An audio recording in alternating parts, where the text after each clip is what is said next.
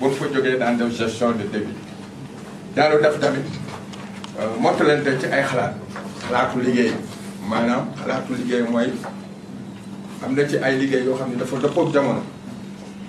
nit ki tamit war na mën a liggéey loo xam ne wuute naag lu ñuy gis. boobaa kon du ñuy jéem a teewlu pour jéem a fexe mag lu ko yëngal moom lu koy yëkkati war na ko soxal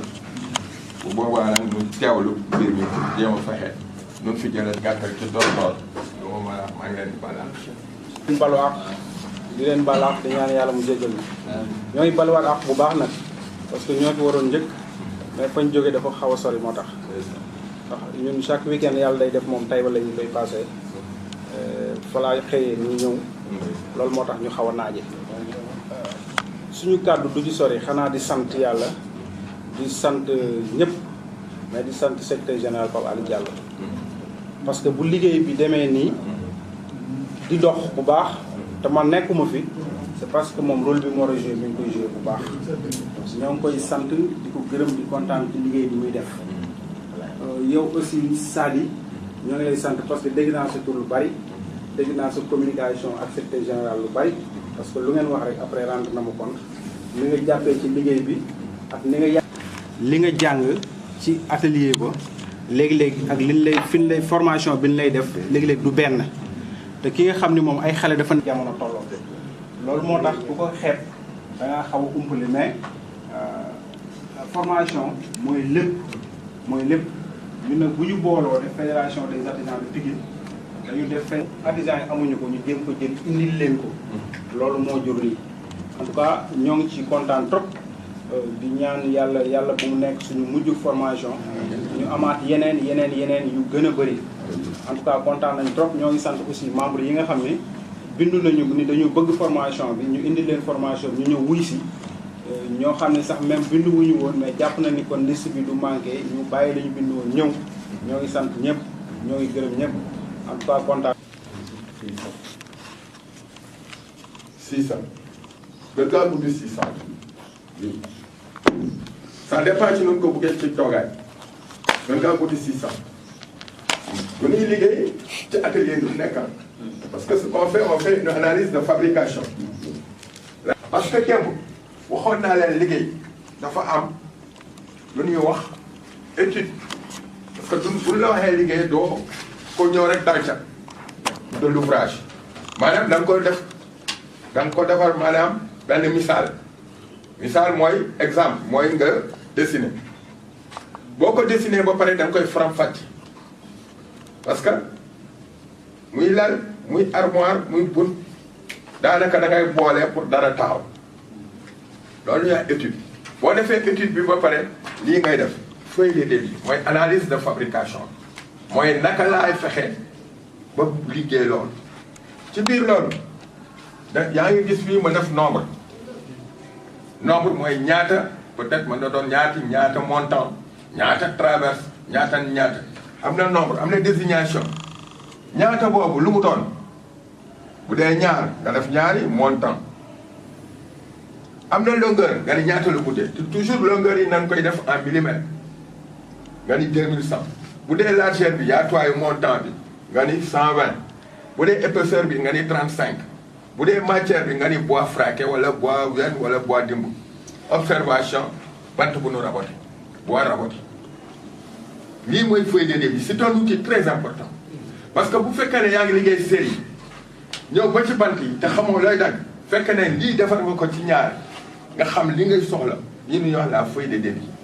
parce que c'est un outil très important pour le débitage doo laajte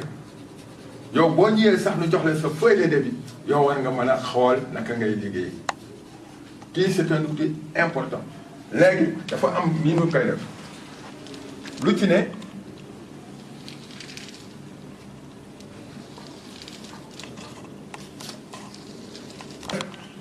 boo defee nii erreur la parce que nit mën na def 2 ci kanam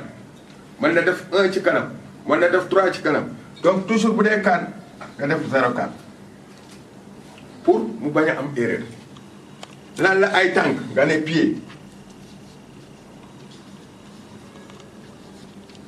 longueur 600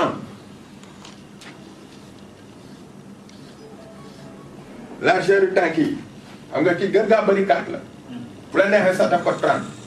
wala 40 bon defal 30 wala 40 épaisseur bu la neexee def ko 2 traits nga ni 25 matière bois dimb observation bois raboté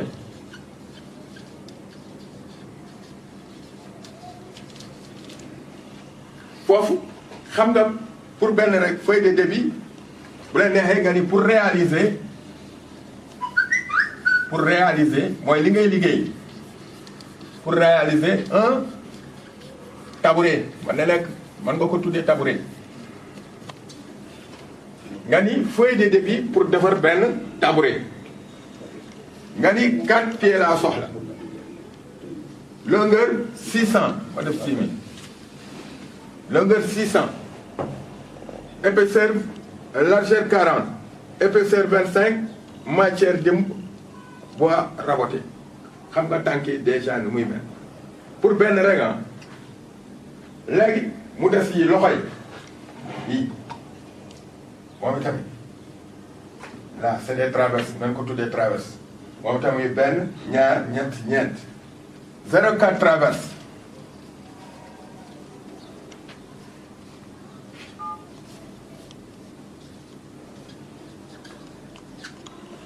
longueur 400 largeur 40 épaisseur 25 bois dimb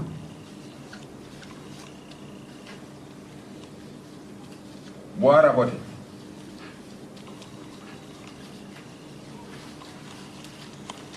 on est d'accord bu ko defee est-ce que wax nañu bant yëpp des na benn muy bii boo xoolee bii dafa rectangle mais dafa waroon carré dafa waroon rond léegi nga ne 0,1 manche mooy jàppukaay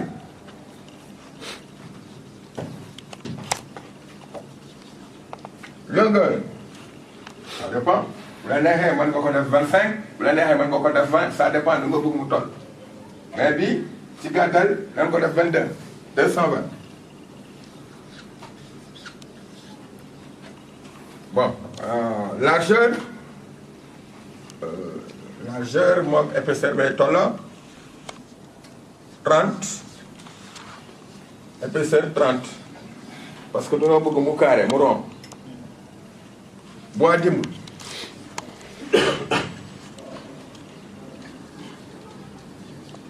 bois raboté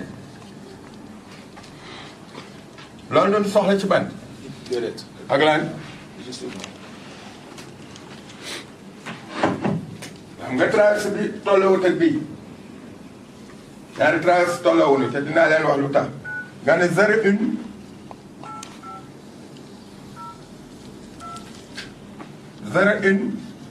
traverse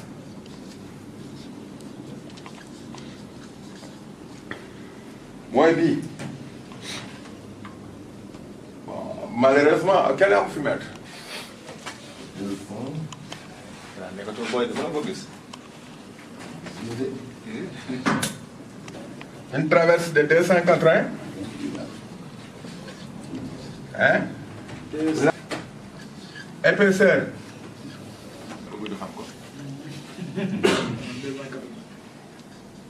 Bois raboté.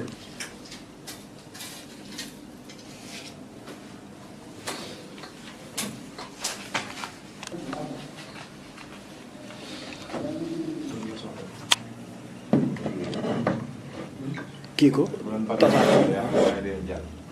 tasaat ko ba dina bari ñuy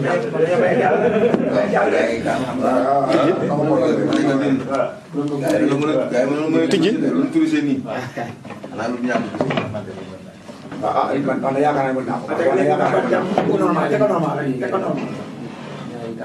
c'est que boo xasee commencé moo lay wan yoon. voilà boo jum du dem.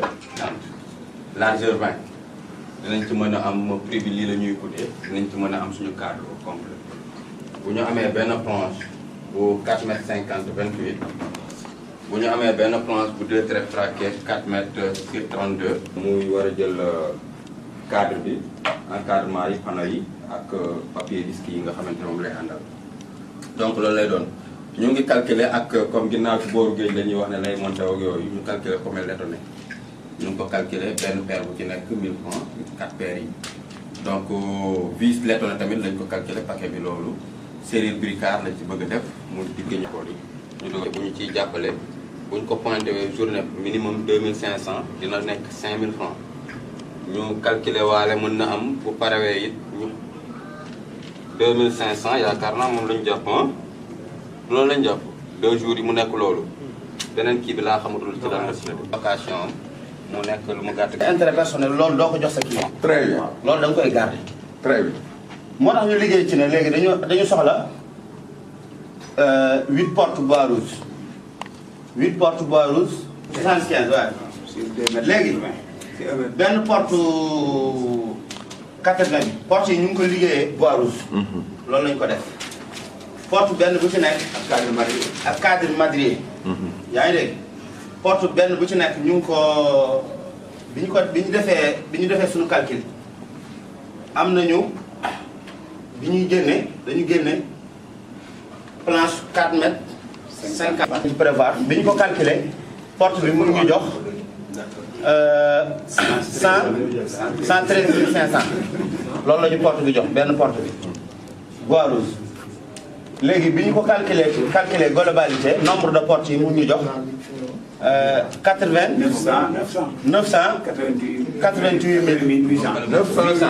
988 loolu la ñu 8 portes yi jox ci bois rouge. léegi bi ñu lépp cellule bricard bec bagaan waaw yooyu yëpp bi ñu ko génnee parce que dañu gis ne ci côté géej la bi ñu ko génnee porte bi mu ngi ñu jox 80 500. seen i traverse bu ko tëju 16200 panneau bi ñu jënd benn 4 mètres sur 32 mais soo gisee dañ ko def en millimètre parce que suñu kii par millimètre mu dikkee ñu 12400 ñu indi quincaillerie bi total quincaillerie bi dañ ko généraliser muy ponte colle vernis bi cellule ak papier lépp dikk ñu 15000 léegi ñu def machinage mu dikk ñu 4000 francs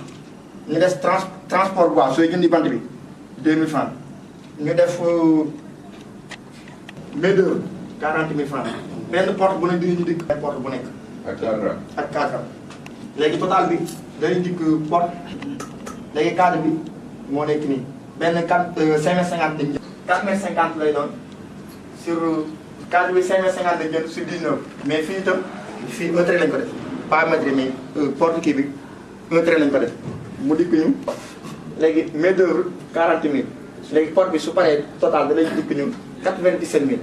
porte bu nekk léegi suñ boole suñu département de Pikine FEDAP. monsieur le maire ñoo ngi lay nuyu di kontaan ci sa teewaay fii ñoo ngi nuyu professeur Sadi ak ñi teew fii ñëpp di nuyu président Pape Sakho président antenne chambre de métier bu Kër Massar ak ñi nga xam ne ñoo ñëw nii di def si au nom de la fédération des artisans de Pikine kontaan nañ trop ci li monsieur Makhtar Diakhaté ndax moom moo ñu jox formation bi moo ñu jox formation bi ñaari formation la sax d'ailleurs menuiserie ak gestion des entreprises mais boobu jotaguñ ci bii lañ amagul mais dig nañu ñaar yëpp kon ñu ko ciy sant di ko ci gërëm di kontaan trop ci le fait que mu jox ñu formation parce que ñun les artisans bu ñu organiser woo ci département Pikine suñu yéenee mooy gannaaw bu ñu organiser woo ba pare ñu formaliser wu comme ni mu waree dem wuti ay formation indil ko membre de la fédération parce que formation mooy lépp nit ki mën na dem ci atelier am toog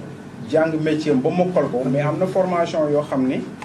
professeurs yi ñoo leen koy defal loo xam ni du bokk ak la ñuy jàng ci atelier ba dinañ ci ñii toog fii tey def formation bi def fi 3 jours xame nañ fi loo xam ni xamewuñ ko ci place yi ñu nekk loolu nag c'est à saluer mais dañ ci dina remercier aussi le secrétaire général Pape Ali Diallo parce que lépp moom la démarche yëpp moom la yaakaar naa ñi nekk ci formation bi yëpp ñu si bëri ñu ngi soog a gis président Massinga kon nag bu mbir mi doxee ba egg fii moom moo ko dox vraiment kon dañ koy jaajëfal encore bon c'est une. de Kër Massar yor commission artisanale nekk président des sables de métier nekk président APA association de professionnels de l'automobile mun nekk diggante Pikine ak Guédiawaye. Donc ñu ngi lay nuyu monsieur le maire di la remercier ci teewaay bi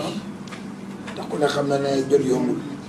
mais yaakaar naa li nga ñëw dafa am solo boo xam ne am na fu mu commencé am na fu mu amul fu mu yem di la wax comme ni ko président waxee aussi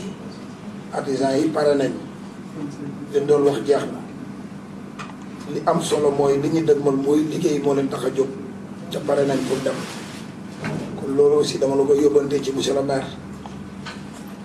monsieur Sabi ñu ngi lay nuyu di lay remercier aussi ndax jàngale yombul soo gisee secteur artisanal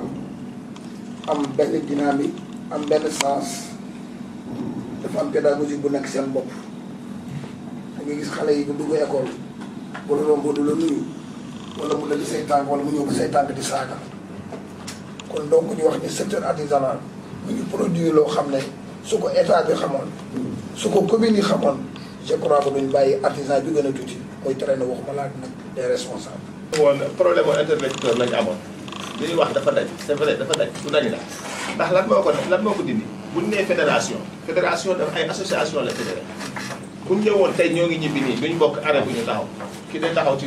jéggi tali bi côté bii ndax oto yi jëm nii lay xaar kay fee lay taxaw ndax yi jëm fee lay jaar donc loolu boo ko xoolee cela veut dire moom 16 communes yëpp lañ fi dajale donc li créé loolu man damaa bëgg trop ko jàppale su fekkoon ni dama doon tënk sama benn kàddu ci foofu dama naan nañ jàppale groupement bi ndax daf ne association sax groupe la benn groupe la léegi nag moom mu far boole association bi boole tuwul par benn nit dafa boole groupe bu pare ba pare mu boole groupe yooyu yëpp boo demee ci benn da ngay dem ci Kër Massar nga jàpp ci benn association moo fa nekk mais ay association yu nekk biir kër. félicité également ci liggéey bi ngeen nekk nga xamante ni liggéey boobu suñu liggéey la seen liggéey la xamante ni ñëpp la concerné. direction de la formation professionnelle maak sama patron bii nii Baara Ndiaye direction de la formation professionnelle de l'alphabétisation et de l'artisanat donc ñi ñëw fii donc même bu dul dara war nañ ko direction si sunu turu kilifa nga xamante ni mooy le maire Abdoulaye Timbo donc li ngeen ko waxee yëpp noonu la parce que le problème de tout le temps c'est un problème d'interlocuteur. Je crois que ba mu ko donc je pense que loolu lu ñu war. turam ak santam di leen jottali tamit nuyoo kilifa gu ñu fi yabal ñu teewal ko fi muy le directeur de la formation professionnelle de l'alphabétisation et de l'artisanat Djibril Ndour. tey moo fi waroon a teew sax moom ci jëmmi boppam waaye yàlla dafa dogal dafa am empêchement waaye dafa insister nañu lépp lu ñuy def nañ ko bàyyi bu ñu fekkee ci liggéey nañ ko bàyyi bu ñu fekkee ci pause nañ sax jël pause ñu ñëw ànd ak yéen 14 heures jotee léegi-léegi yi avancé nañ ko fàttaliwaat ma xam ne kon loolu lu ko yitteel la ngir ñu ñëw indil ko santam ak ngërëm ak it fidèle leen colère aussi ak jàppale koo xam ne aussi moom taxaw na pour ànd ak yéen liggéey bi gën a jëm kanam te li ci firnde mooy di ko ngi yowee rajo mu ngi fii ngi yowee rajo waaye heureusement sama jarbaat sama xarit sama rak fi daa ko fekk mu yore suñu ante bi nekk ba Sarr muy ba Pape Sakho kon mën naa ni daanaka sama kàddu ci gudd wax naa li mu wax ko yàlla mën na ndaje mi xam naa ko ma ci magul ma ko ci te maa ngi bëgg yàgg secteur bi am mbégte lool ci lii te xam ni maire bi moom ak njabootam xam naa ni xel bi moom ku bëgg secteur bi la te defe naa loolu jarul ma ko wax sax ndax yéen xam nga ko ndax fi jaar ak moom bari na fii li waral lii fa ñu déparé ba lii am xaw ma wax nañu ko biir waaye wax nañu ko mu jaar ci ak bañ agsi fii ba relation yi am parce que bi ñuy def suñuy programme apprentissage bi fii lañ doon semaine de séminaire bi parce que 200 et quelques lu ma wax yéen ak fu ma jëm yéen ak ñi ma bëgg ñan la ni ma mel yéen a ko waral daal ci Sénégal dëkku Gaynde Njaay mooy sunu gaal te ci junne bësin dëggal ma bësin